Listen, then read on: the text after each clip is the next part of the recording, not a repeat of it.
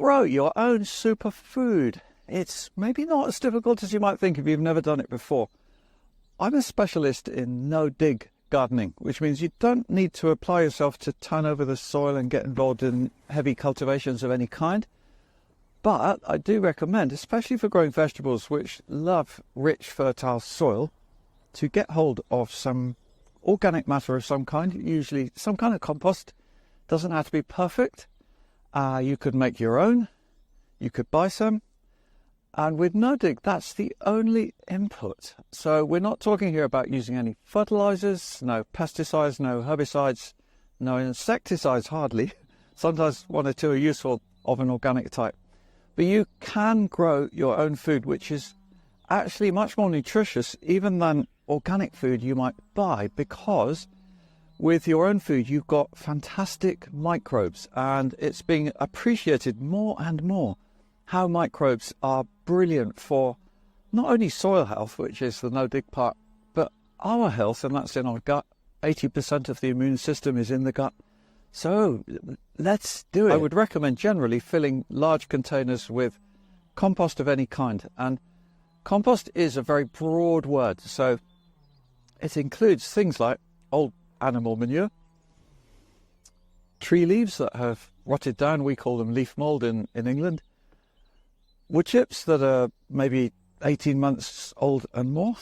So you've got a range of possibilities of how you can find your compost or make it. And when you make it, it's from pretty much anything, actually, including stuff you might be able to scrounge, because other people's waste is the gardener's joy, like coffee grounds that you can get free from coffee shops, for example. So if you live in a town, you know, you've actually got probably more possibilities for scrounging than we have here in the country. But wherever you look, once you get into that frame of mind, you'll see the possibility. So it's kind of like make your own fertilizer, except the compost is not fertilizer. What it does is it enlivens the soil, and that's what we're all about. No-dig, get the soil microbes strong and healthy.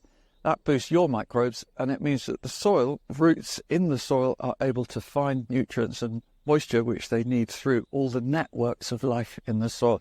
So think in terms of life more than nutrients, biology more than chemistry.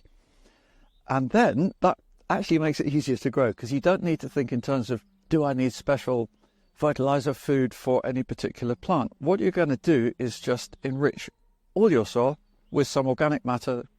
We put every year 3 centimetre roughly of compost on the beds and 2 centimetre maybe wood chip on the paths. That's it. And that's enough to grow even 2 crops a year in the year following. So how do you lay out your beds? What I've done here is, for example, 1.2 metre wide beds, that's 4 foot, and 40 centimetre pathways, that's 16 inches. That could be a starting point, even if you made just 2 beds. And I'd recommend that, actually. If you haven't done this before, start small. Get your hands in there. Don't wait until you feel you've got every last bit of theory clear in your mind.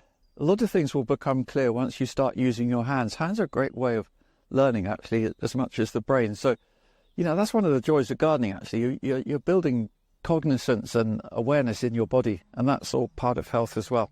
Once you've got your beds there, there's one more thing I need to say, actually. It's just about how do you get rid of weeds with no-dig. And that's where I've developed some nice methods using cardboard as just as a one-off at the beginning on the weeds, whatever they are.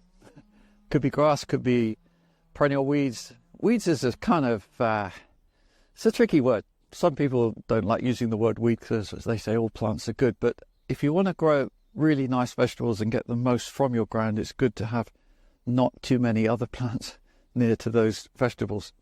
And that also helps to keep down what can be quite a tricky pest, which is slugs, which otherwise might eat your plants. So you get rid of the weeds by smothering them rather than digging them out. Lay cardboard on top, compost on top of that. That's one option. We also sometimes do compost straight on the weeds, plants, and then put black plastic on top of that just for a few months until the weeds die underneath. And you can actually put some plants to grow, which you can harvest through the plastic, make little holes, things like potatoes, winter squash, for example. There's possibilities. There's so many possibilities. So that's where A little bit of working out timings and what you actually want to eat. That's the most important decision to make. This area has an idea of how you could lay out a maybe medium-sized plot. It's 6.5 meters long by roughly 9 meters, say that's 20 feet by 30 feet. And we've got 18 quite small beds here. And so each bed is 2 meters by 1.2, about 6.5 by 4 feet. Pathways quite narrow, as you can see. This is a very efficient use of space. It's much better to have a small area and crop it really tightly than have a great big area and just half fill it. You want to really go for it in terms of packing things in. Plants like that. In fact, people often ask me, what is companion planting, or do you do companion planting? I kind of don't, and yet I do. So I haven't got long lists or tables of what plants like other plants. It's more about plants, like all plants, they like being quite close. So like these spinach here, for example, they're roughly 25 centimetres, 10 inches apart. And they're quite small at the moment because they've actually overwintered. Incredible, tough plants. And they're going to grow quite a lot bigger in the next few weeks for another 2 months after that. So we've already had a lot of spinach from here. We're going to get a lot more. So packing it in within reason is really good. And you will also find that your mood improves because just being around soil and all the microbes actually feeds into our brain through Bacillus vacca, for example, is a soil bacteria that's needed by the brain to make serotonin, which is the feel-good mood factor. So that's why this all feels so nice. So with no dig, you actually don't need more compost than if you're digging.